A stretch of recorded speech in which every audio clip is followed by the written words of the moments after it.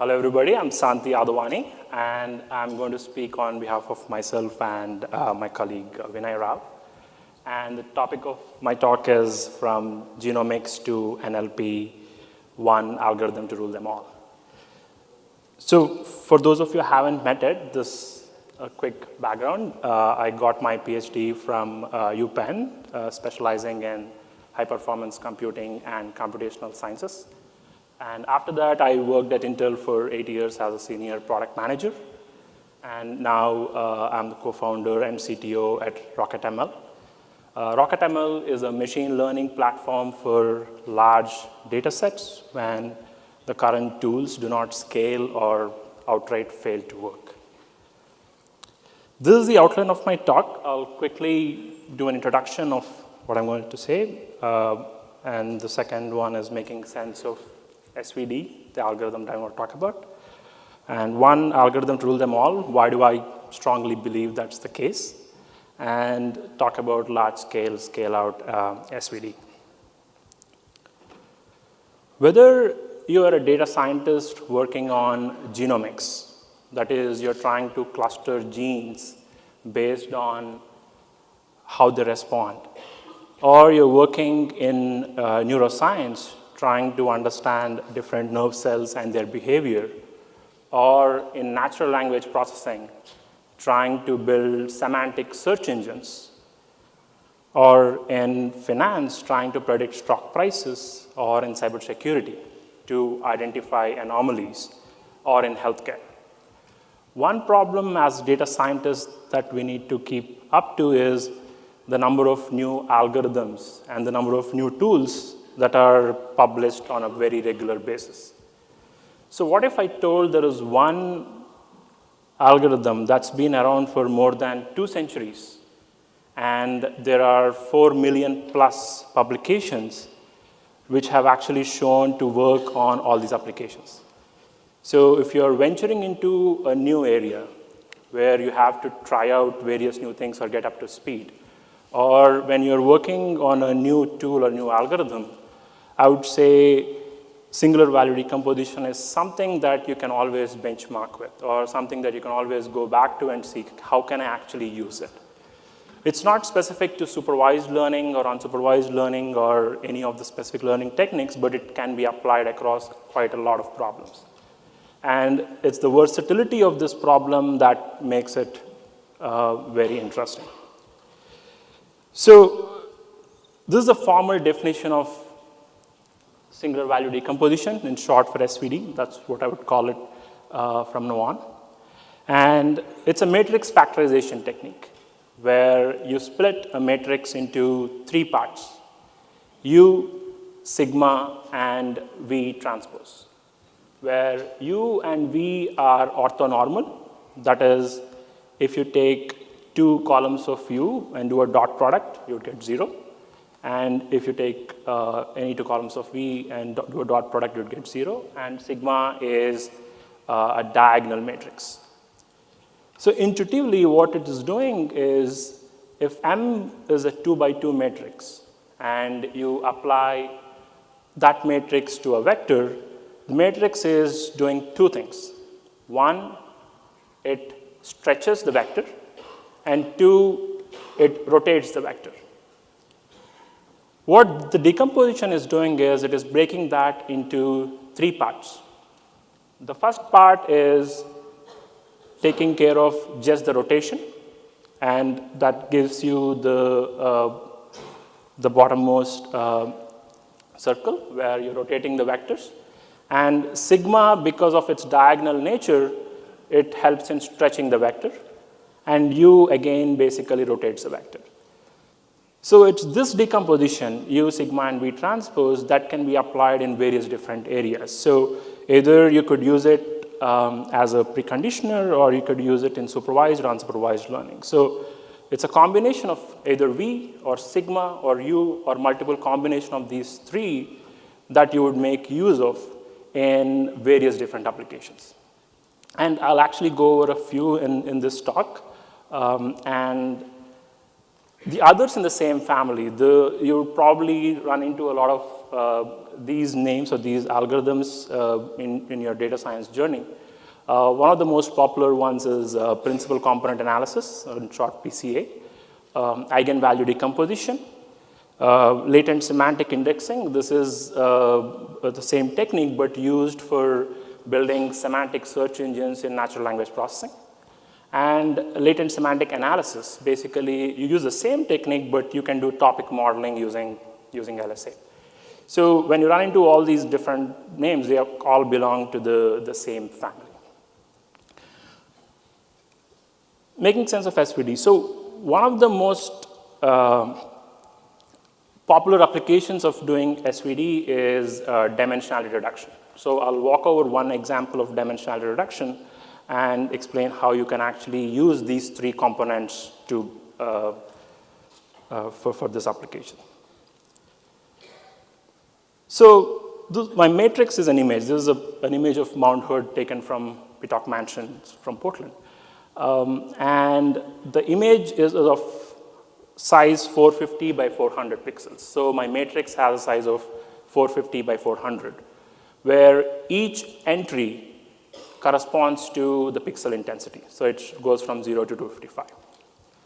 So when I do a matrix decomposition, I get these three vectors, three matrices. So U, sigma, and V transpose. So U is of size 450 by 400, sigma is 400 by 400, and the V is 400 by 400. So when people talk about dimensionality reduction, what we essentially are saying is we want to kind of reconstruct my data or reconstruct my matrix by using just few components of all these three matrices from my decomposition. That is, I just take the first n columns of U, just the first n values in sigma, and the first n values of V.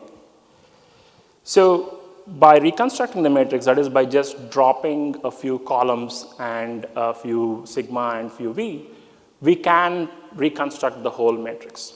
So here one thing that to remember is the values of sigma or the diagonal matrix is in the reducing order. That is, the first entry there has the maximum value and the last one would have the minimum value. So the problem that typically we run into is where do you put off the cutoff? Where do you actually cut it off? How much n do you use between 0 to 400? Should I use 1? Should I use 2? Or should I use everything? So one way to answer that question is by actually looking at the singular values. So for this specific problem, when you plot the singular values for this matrix, you'd see that the matrix, the singular values are actually decaying. These are the diagonal entries in my sigma. And a rule of thumb for you is whenever you see a quick decay in singular values, there is scope for dimensionality reduction. That is, you can reduce the dimension without a lot of fear of losing information. If it is flat, I would stay away from dimensionality reduction and I would actually analyze my problem further. In a lot of cases, there are thumb rules saying, hey, I use the first 100, I use the first 400, but I don't think they're very sound in terms of coming up with a number without looking at the problem. So where do you put the cutoff? On the right-hand side, what I'm showing you is the cumulative sum, which is in the denominator and actually adding up more singular values on the right. So on the rightmost hand side, what I have is the sum of all singular values divided by all singular values. That is, I'm using the entire U, entire sigma, and entire V. So I'll be able to reconstruct the whole thing, the whole matrix. But if I want just the 90%, right, I'm okay dropping off 10% of my information. All I need to use is the first 150. I don't need to go all the way to the 400 that I got from my decomposition. If I'm okay leaving out 20%, not much, 20%, that is I take 80% of the matrix, all I need to use is the first 100 singular values. 50, even further down. So when I drop these, how does the reconstruction actually look like? Can I get back my image? And this is how the image that I took actually looks when I start adding more and more singular values. So the first one is when I have n is equal to 2. That is, I just take the first two columns of u, first two of sigma, and first of two of v.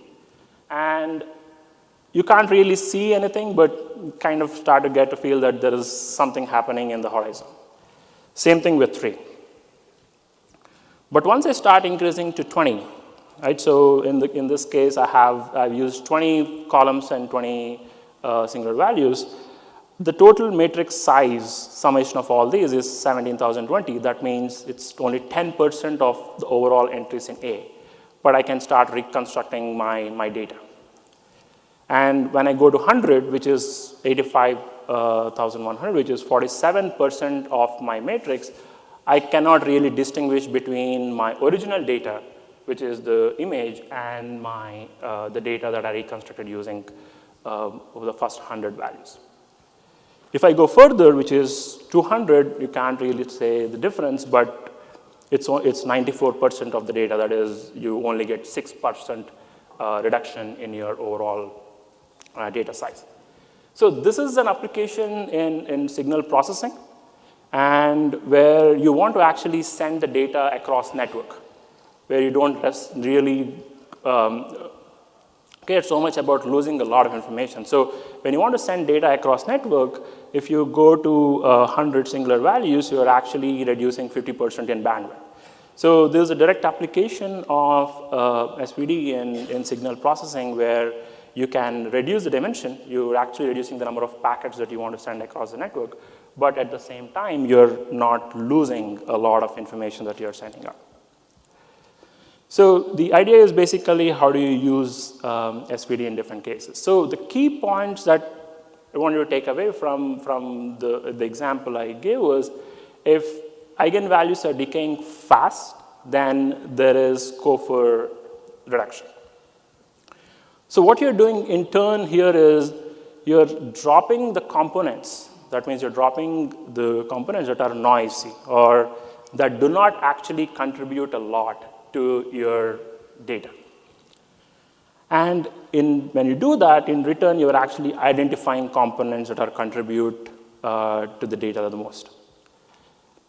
By doing these two, you're actually reducing the dimension without losing a lot of information. And that's some of the key takeaways from understanding how to use SVD.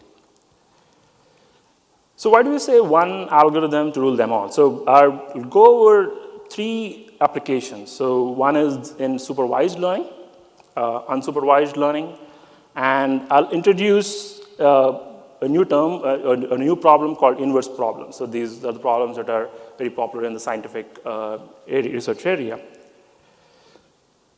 So when you do supervised learning, at least now the traditional wisdom is we'll use deep learning. And we love deep learning at RocketML, and it works great. But one problem we run into is when you're given a data set. That is, you have M samples and N features and M labels, and that's a pretty large data set that you may end up with. The idea is, in deep learning, you throw all these N features into your network, and you don't really worry about what the network is doing to your features. So the feature engineering is taken care, and it works great for a lot of problems. But what if you want to kind of understand how you're actually engineering features, while not losing the advantages of deep learning? So one way to do that is transform your data by using the components that you get from SVD and reduce the dimension. While you're reducing the dimension, you're actually throwing away a lot of components that are noisy. From our previous example, we are actually throwing away components that are very noisy. So the way to deal with supervised learning problems, and this works very well along with the other techniques, is you start off with the decomposition. That is, you say A is equal to U sigma V transpose, and you recompute your input matrix. So you say A prime, which is a new matrix that you're going to create, is A times V. And instead of using all n features, you're actually reducing the overall problem size to small n. So when you do that, it's not just you're reducing the problem size, which is great because with a smaller problem size, you can actually run through quite a few algorithms faster. But in essence, you have also dropped a lot of components that may not actually help in doing your predictions.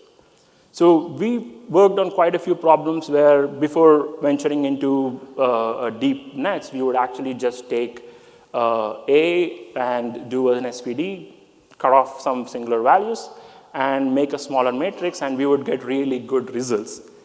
Obviously not as great as deep learning, which gives human-level accuracy with a lot of data, but you would actually get very close to what you would expect with, for a good problem to solve. So this is how you could actually use SVD in the context of supervised learning. And for unsupervised learning is the same idea where you don't have labels anymore. You just have a data set with m samples and n features. And you want to use SVD for doing, say, clustering or nearest neighbors or anomaly detection. So in a few minutes, I'll actually talk about anomaly detection. And so one thing, well, you see this equation here, A is equal to U sigma V transpose, you think that, hey, I need my entire A or my entire data set in a single shot. And in most of the real life applications, you will not have your entire data in a single shot. You would have streaming data. The data is coming in at different time points. And in order to accomplish SVD on streaming data, there is an algorithm called frequent directions. And I'll walk over step by step on how you can actually deal with SVD along with streaming data. And the application here I'm going to follow up with is in cybersecurity. So we have a matrix A, which is of size m by n. And m is the number of rows, and n is the number of features. And the problem here is I don't have my entire A in a single shot. I'm getting one row at a time from different inputs. So assuming I just want to go for the n first singular components, n components of U and n of sigma and n of V, I start off with a smaller matrix, which is 2n by n. So at the minimum, I need 2n rows or 2n features. So using that B, a smaller matrix B, I compute my U sigma V transpose. So I basically do a smaller matrix decomposition, and I actually compute U sigma V transpose. So once I get these three components, I drop off all my last n rows. So I make the last n rows zeros, and I use my first n rows and normalize them with respect to a value as a function of the singular values. And now I replace all my remaining n rows from the next n rows that I get from my matrix. And this makes it a new matrix B, but the values have changed. The values here have n rows coming from my data set, which is A, and my first first n rows corresponding to the singular values I computed using my original matrix. So I keep repeating this. That is, I basically drop off my last n rows and add new n rows based on the new data I get. And this is how I can actually keep updating my singular components by not worrying about whether I have data or not. And this can be applied in recommendation engines, can be applied in cybersecurity and various other applications where you don't have all the data in a single shot. So in cybersecurity, example I have is an anomaly detection. So I have a website, and all I care about is images of fighter jets. And if someone uploads anything else, say in this case, a camera, I want to flag it as an anomaly, right? So here, the application is, the first step is I need to create a matrix.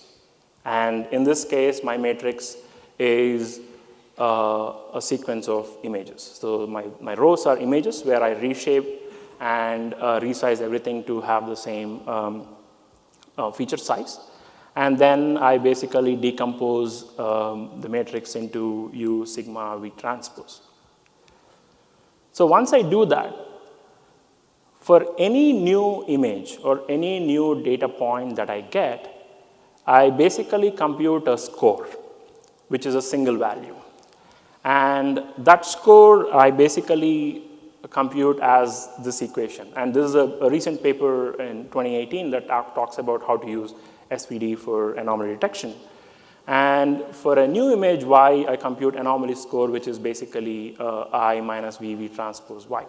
The intuition is finding the closest point to Y when you do it form it as a linear combination of vectors in V. That is, you're trying to see if any of my original or normal images are close to this, but using my singular values, because you're dropping a lot of noise that can be present in your original data set.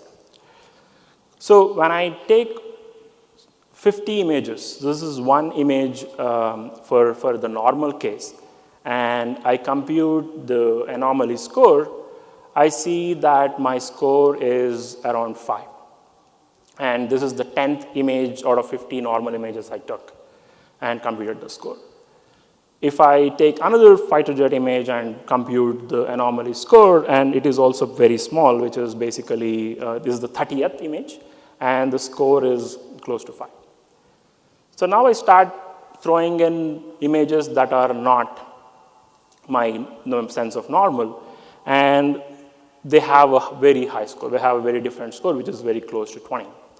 And if I use something totally out of whack, the anomaly score is really high. So here we are using the decomposition to actually figure out anomalies on the fly and eliminate them from your stream of data. And you can actually fit this whole component into your SVD streaming data, which is here. So the previous example we talked about was you take your data, you basically compute your SVD on smaller data set and bring it back. By having this component, the anomaly detection component, which can be used for threat detection during network data, or in security, or actually even in video surveillance, basically you can put in this anomaly detection piece, and you can quickly identify whether it's an anomaly or not and take appropriate action. So this is an application of SVD for anomaly detection, which goes into various different areas. So I'll introduce to inverse problems. So at RockML, we think like, what next? Like, what are the next challenging problems that we could come across? And one problem or one set of problems that we imagine or we see, at least in the literature in the scientific community, is inverse problems. So this was a problem I worked on back in my grad school. So we were trying to build an AI to assist cardiologists. So the problem here is a quick 101 cardiology. So this is basically a node on the top left corner of heart called sinoatrial node, which is a natural pacemaker, which results in a pulse that propagates through the entire heart. And that pulse is what gives rise to the heartbeat. And that's what you're measuring in ECG. Thus, that electric pulse propagation is what we measure in ECG.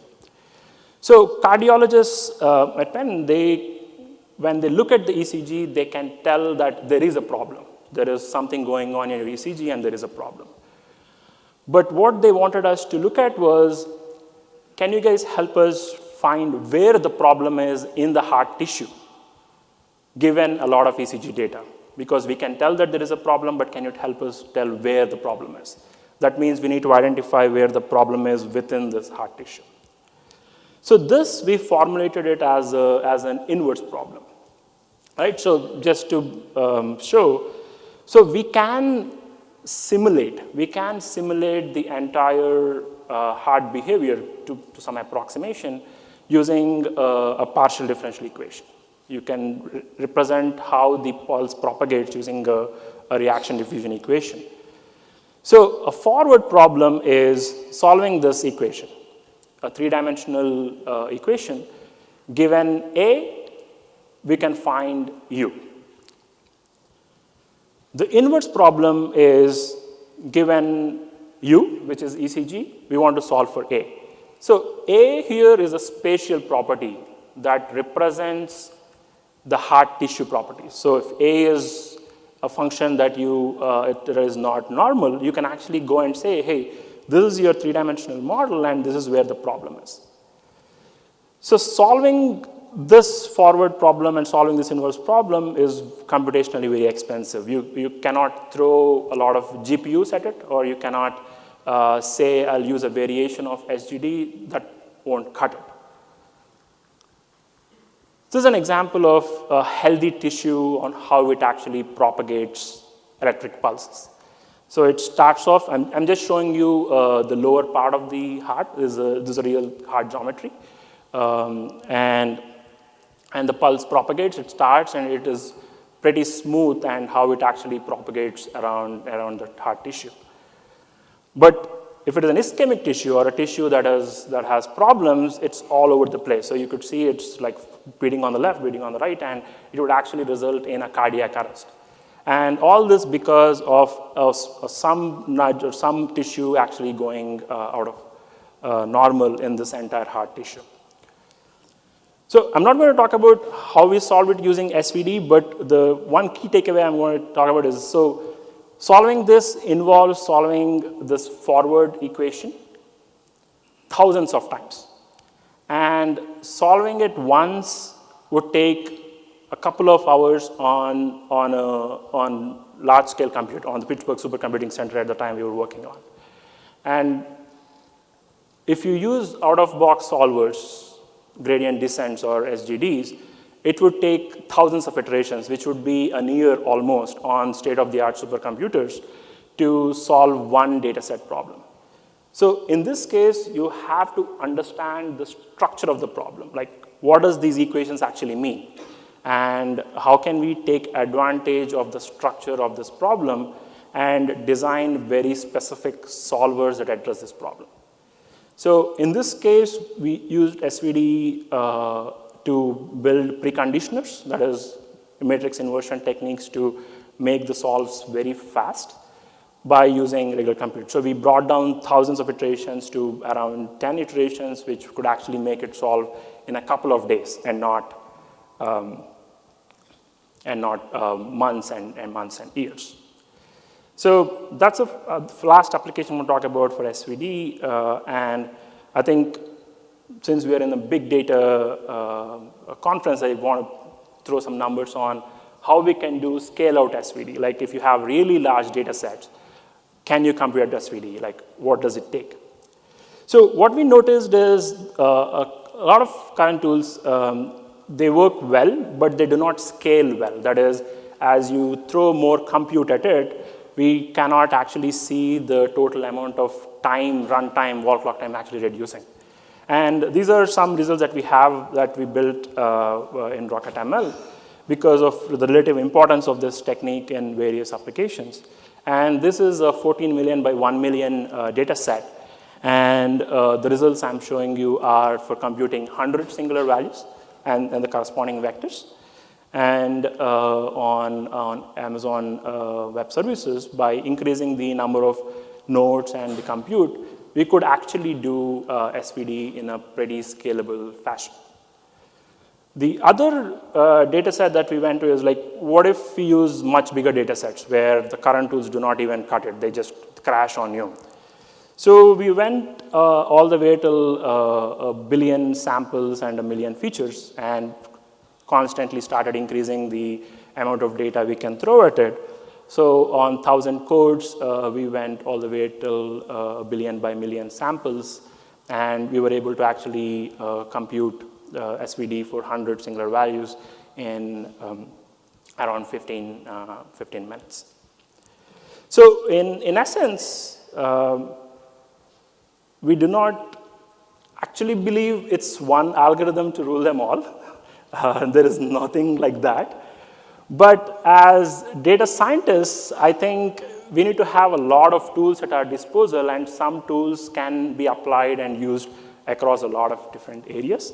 And we think SVD is one of them that can actually make you happy across solving multiple problems. So with that, thank you, and I'll take questions.